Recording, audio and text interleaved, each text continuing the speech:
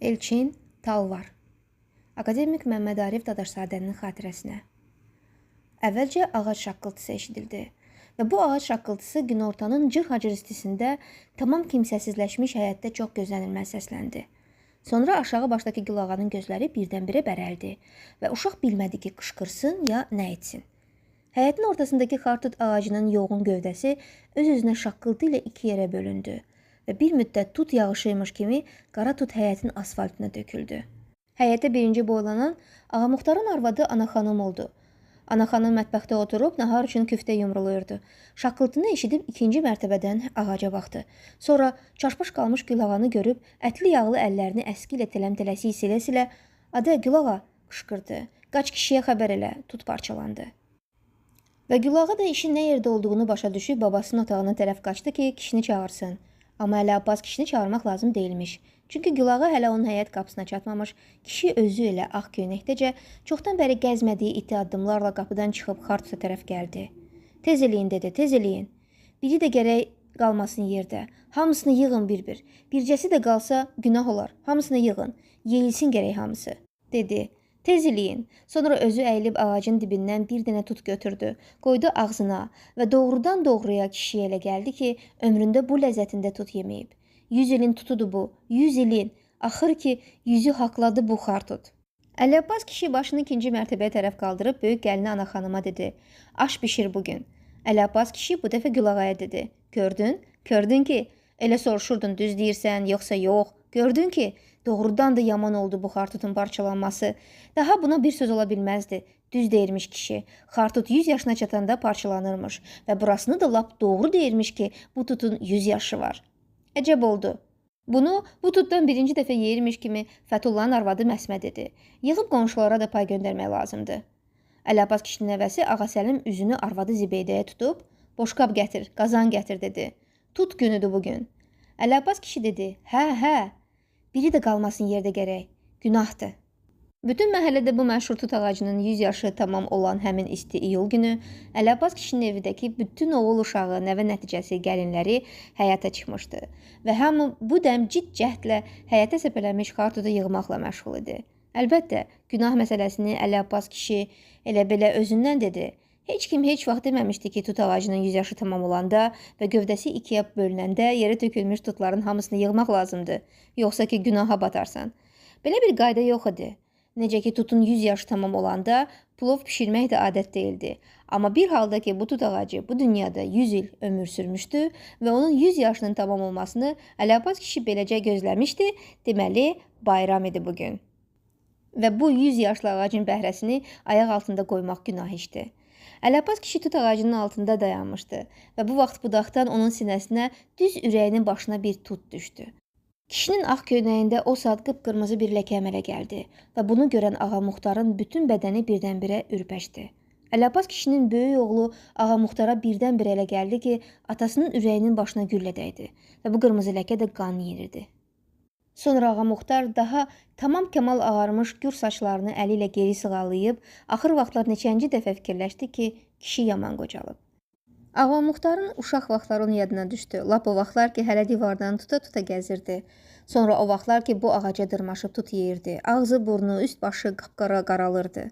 Əli Abbas kişi özünü saxlaya bilməyib ürəyində dünyanın etibarsızlığı barədə bir-iki söz dedi. Buna yandı yaxıldı ki, illər adamın nə günə qoyur. O balaca uşaq indi gör qocalıb nə günə qalıb. Sonra şairin sözü Əli Abbas kişinin yadına düşdü. "Biz gəldi gedərik, sən yaşa dünya." Və o ağappaq bığlarının altından gülümsüyüb başını buladı. Dünyanın işlərinə acığı tutmağı da indi ona gülməli göründü. Yenə də ürəyində dedi ki, İskəndərə qalmayan dünya kimə qalacaq. Burasını da fikirləşdi ki, Ağamuxtarın qocalığını görür, amma özündən heç bir söz demir. Əli Abbas kişinin kiçik oğlu Fətullah nəvəsi Gülağaya dedi. "Qaç get evdən qab gətir." Boş qablar, qazanlar, baş barmaq boyda xartutla doldu. Məhəllənin uşaqları tutun 100 yaşa çatıb parçalanması xəbərini eşidib, Əli Abbas kişinin həyətinə daraşdılar. Hərə 5-10 tut qoydu ağzına.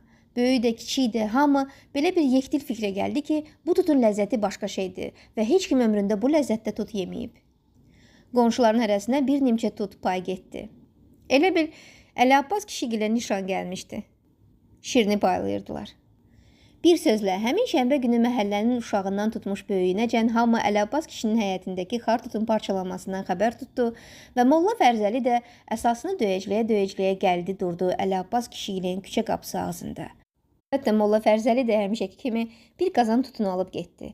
Həmin axşam ana xanım yaxşıca bir plov bişirdi və arvad neçə stəkan düyü dəmləmişdisə bütün həyətə çatdı. Əli Abbas kişinin bir böyük həyət oğul uşağına, nəvə nəticəsinə. Məhəllədə ən çox toy bu həyətdə olmuşdu. Aydın məsələ idi ki, bu həyət həmişə beləcə çox adamlı, beləcə gür olmamışdı. Əli Abbas kişinin atası Usta Həzrətqulu buranı alanda bu həyətdə 2 otaqlı bir mərtəbəli kiçik bina vardı. Bu, həmin uzaq vaxtlardı ki, onda həyətdəki xartut hələ cavan bir ağac idi. Əli Abbas kişi də balaca uşaq. Bu tutun gövdəsi indiki budaqlarından nazik idi.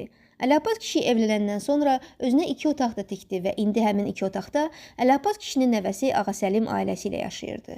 Sonra uşaqlar böyüdü, həyət kiçildi, 4 otaq oldu 6 otaq, sonra 8 otaq, sonra bir mərtəbə bina 2 mərtəbə oldu. Oğullar evləndi, nəvələr evləndi və həmin tut ağacı parçalanan həyətdə hamıya bir parça yer tapıldı. Əli Abbas kişi ilə Tubu xanımın 2 oğlu 4 qızı vardı. Doğrudan da qəribədir dünyanın işləri. Ağa Muxtar da Fətullah da müharibədən sağ-salamat qayıtdılar. Başları çox qəzavi qədər, çox məşəqqət çəksə də, indi şükür, salamatdır ikisi də və ikisi də çoxdan babaydı. Kişi başa düşdü ki, bu gecə səhərə kimi gözünə yuxu getməyəcək. Çoxdan, lap qədimlərdə olub keçənlər yadından düşəcək və özü də təəccüb edəcək ki, 5 yaşında, 6 yaşında olduğu vaxtların əhvalatları necə yadında qalıb. Amma 2 gün bundan əvvəlin söhbəti yadından çıxıb gedir. O 5-6 yaşı olanda dağlar balası idi. Meşələr yadına gəlirdi, sıldırım qayalar yadına gəlirdi, başı qarlı uca dağlar yadına gəlirdi. Köpüklənə-köpüklənə axan dağ çayında kəndin uşaqları ilə bərabər çimməyi, palansız eşşəyə dırmaşıb çapmağı yadına gəlirdi. Və bir də çəpiş yadına gəlirdi. Bu çəpiş onun çəpişi idi. Hara getsəydi dalına düşürdü. Əlindən yarpaq yeyirdi. Əli Abbas kişinin atası kənddən köçüb Bakıda sabunçu neft mədənlərində fəhlə işləyirdi. Sonralar buruq ustası oldu. Əli Abbas kişinin uşaqlığının çox hissəsi yeniyetməliyi o yerlərdə keçmişdi. Amma o neftçi olmamışdı, dülgər olmuşdu. 2 gün bundan əvvəl Əli Abbas kişi baltasını, mişarını, rəndəsini, çəkicini götürüb həyətlərinin küçə qapısı ağzında balaca bir skamya düzəltməyə başladı. Mismarlar əyri getdi. Çəkiclə barmağını vurdu. Axırda da balta ilə əlini zədələdi. Ağa Muxtar dedi, əşi, əl çək bu işdən də nəyinə lazımdır? Gərək elə skamya düzəldəsən. Küçə qapıları üzbəüz bir-birinə baxan Alxas bəy dedi, kişi, ged otur, uzan, yat, istirahətini elə də. Benzin kolonkasında satıcı işləyən Meyranqulunun oğlu Əliqulu, şeir yazan və məhəllənin tarixində qəzetdə, jurnalda imzası olan ilk adam heyran-heyran dedi. Necə də əməksevər qocadır. Əsl şeir qəhrəmanı, sənət qəhrəmanıdır. Bu rəşadət poetik təfəkkürün yox, həyatın bəhrəsidir. Əliqulunun danışıqlarını məhəllədə çox adam əməli başla başa düşmürdü və bu dəfə də bu sözlərə fikir verən olmadı. Əli Abbas kişi sağ əlində tutduğu tiyəsi qanlı baltaya baxdı və balaca xanımın bir göz qırpımında küçəyə yığdığı adamların arasından həyətə girdi. Ağzını açıb bircə kəlmə də söz demədi. Məsələ onda deyildi ki, kişini qeyrət boğurdu. Bu öz yerində. Məsələ bunda idi ki, belə bir naxələflik adamı yandırıb yaxırdı. Usta onsuz da bilirdi ki, bu skamya onun dülgərlik aləmində axırıncı sözüdür. Əli Abbas kişi hələlik belə fikirləşirdi və biz görəcəyik ki, belə fikirləşmək tez imiş. Və indi usta burasını da özü üçün lap yəqin etdi ki, bu balta ki 60-70 ildən sonra onun əlini kəsir, çəkic də barmağını əzir, daha lap doğrudan doğruya qurtardı mismar vurmaq, taxta rəndələmək. Xartutun 100 yaşı tamam olan həmin günün səhəri Əli Abbas kişi yerindən qalxıb adəti üzrə həyət kranında səliqə səhmanla yuyundu. Böyük gəlini ana xanımın sübh tezdən dəmlədiyi çaydan içib çörəyini yedi.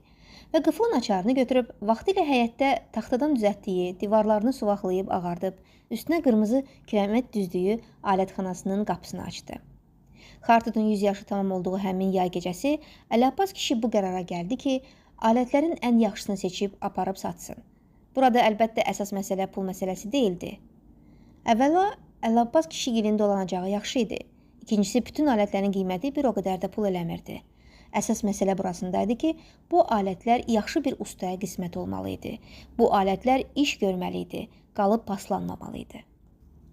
Əli Abbas kişi alətləri bir-bir məhəllənin adamlarına bağışlaya da bilərdi. Amma belə bir səxavətin mənası yox idi. Çünki belə bir səxavət bu alətlərə rəva deyildi. Çünki bu alətlər həmişə bəhrə vermişdi. Gözəl-gözəl qapılar, pəncərələr, taxtlar, sandıqlar düzəltmişdi. Kişinin yenə alətxananı açıb çəkic, mişar götürməyini pəncərədən birinci Məsmə gördü. Və elə başa düşdü ki, qaynatası küçə qapısı ağzındakı yarımçıq qalmış skamyanı təzədən düzəltmək istəyir. Tez Fətullanı səslədi. Fətullah şişəbənddə oturub çay içə-içə televizorun gündüz verilişlərinə baxırdı. Axşamlar bütün həyətin qız gəlini, arvadları yığışırdı Fətullagilin şişəbəndində televizora baxmağa. Kişilərin də küçəyə çıxıb səkidə nərd oynamaqdan və nərd oynananlara tamaşa etməkdən başqa çarələri qalmırdı. Fətullah həyətə çıxdı, sonra Ağa Muxtar həyətə çıxdı. Əli Abbas kişinin gəlinləri pəncərələrdən boylandılar və hamı bu təzə xəbərdən tamam dilxor oldu. Ağa Muxtar dedi: "Ay kişi, axı dost var, düşmən var. Başlayacaqsan çəkic satmağa?" Ağa Muxtar bu sözləri dedi, amma atasını da yaxşı tanıyırdı və bilirdi ki, kişinin beyninə bir şey girdisə, onu oradan dartıb çıxarmaq çətin işdi. Yəni başlayacaqsan əməlli başla çəkic mişar satmağa? Bunu da Fətullah dedi. Bu söz söhbət Əli Abbas kişinin xoşuna gəlmədi və o oğul uşağın üstünə çımxırdı.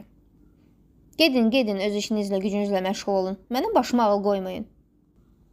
Amma Əli Abbas kişi burasını da demədi ki, nə satmaqbazlıqdır. Bir yaxşı usta çıxsa qarşısına ki, bu alətlərə sərraf gözü ilə baxa bilir, qolunda gücü var, ayağında da taqət, pulsuz zadsız halal edər ona bu çəkici də, mişarı da, rəndəni də və başqa nəyi varsa hamısını.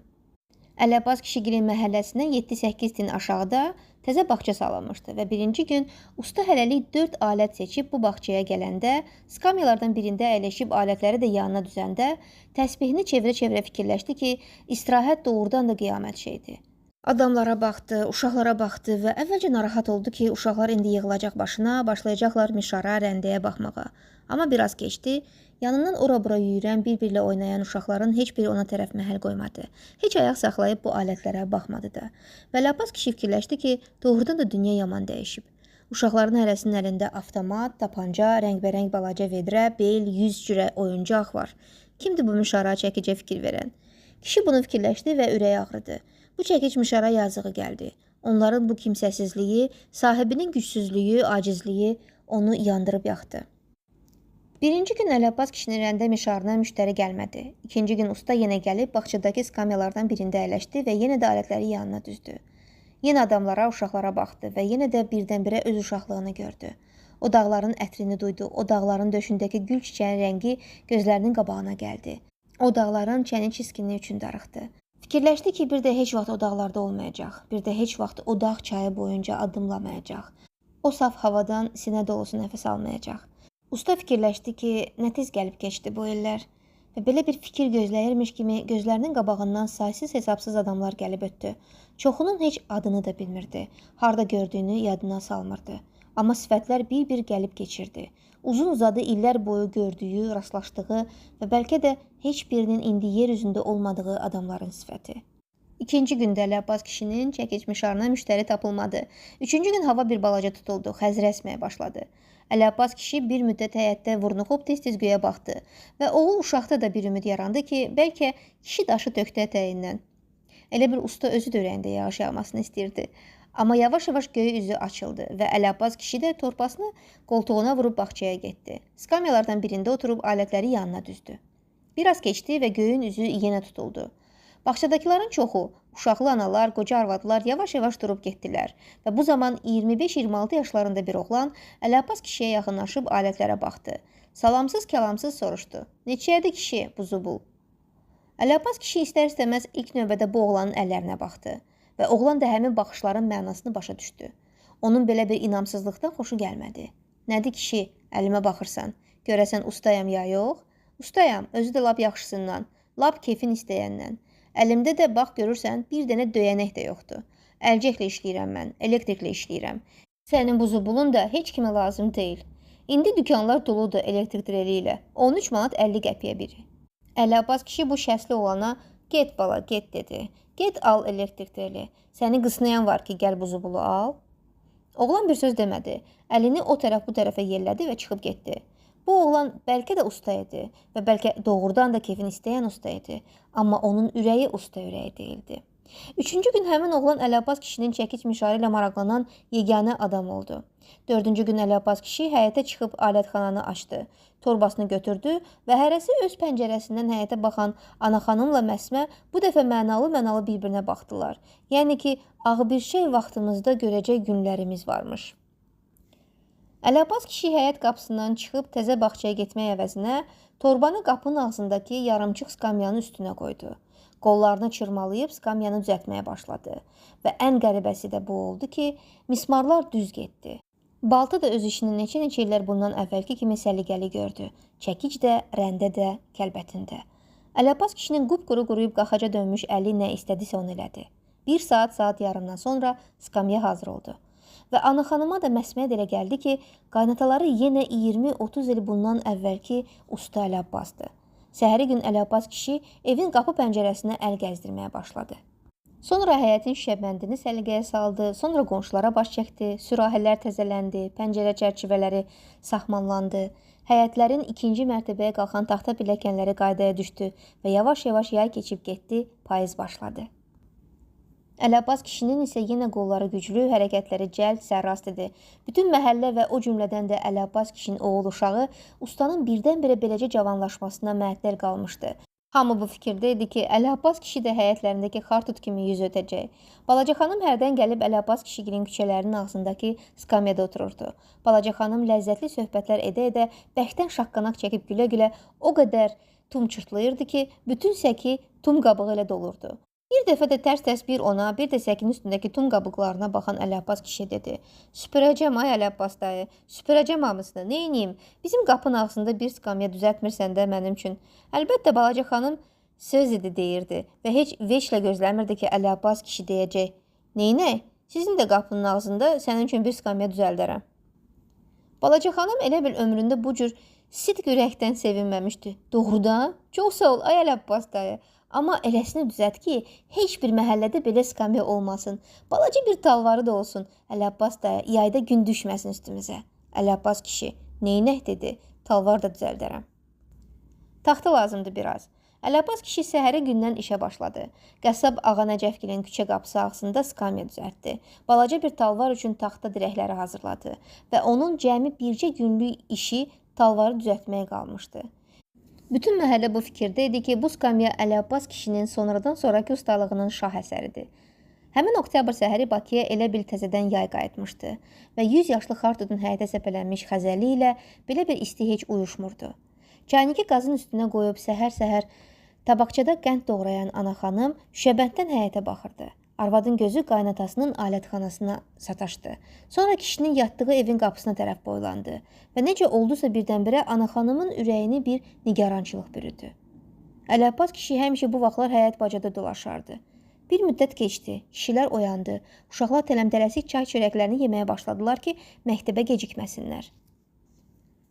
Əli kişi həyətə çıxmadı. Ana xanım çəkinə-çəkinə qaynatasını işə getməyə hazırlaşan Ağa Muxtardan xəbər aldı.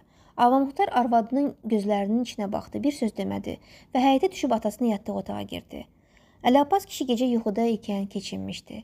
Həmin gün bütün məhəllə gecə yarısına kimi Əli kişinin həyətinə gəlib getdi.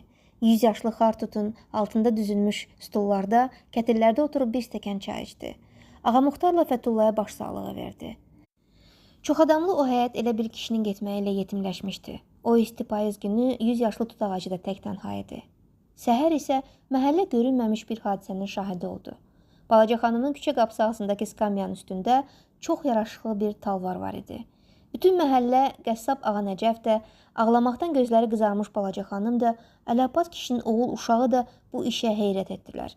Məhəllənin lap balaca uşaqları arasında belə bir inan vardı və ümumiyyətlə məhəllədə belə bir şayə gəzirdi ki, Əli kişinin çəkicmişarı, rəndə kəlbətini gecə öz-özünə gəlib ustanın yarımçıq qalmış işini qurtarıblar. Talvar əsəri həsr olunub akademik Məmməd Arif Dadaşzadənin xatirəsinə. Əsərin janrı hekayədir. Mövzusu sadə peşə adamının həyatı. Hadisələrin baş verdiyi yer Bakı. Zaman ötən əsrin sonları. Obrazlar: Dülgər Əli Abbas və onun ailə üzvləri, oğlanları Ağa Muxtar Fətullah, gəlinlər Ana xanım və Məsmə, Gülağa nəticəsi, qonşuları Meyranqulu, Əliqulu, Balaca xanım, Başqa bir gənc usta, digər qonşular, uşaqlar və s. Əsas obraz Əli Abbas kişi. Əli Abbasın sənəti dülgərlik. Əsərdə işlənən bədii təsvir və ifadə vasitələri: təşbeh, epitet, metafor, mübaliğə. Sadə peşə adamı obrazının olduğu əsərlər. Mirzə İbrahimovun Azad, Bağban, Rövşən əsərləri. Abdullah Şaiqin Məktub yetişmədi əsəri. İlyas Əfəndiyevin Şəhərdən gələn ovçu, Məhsətinin rübailəri və Əbdurrahman bəy Haqverdiyevin Mirzə Səfər əsərlərini misal göstərmək olar.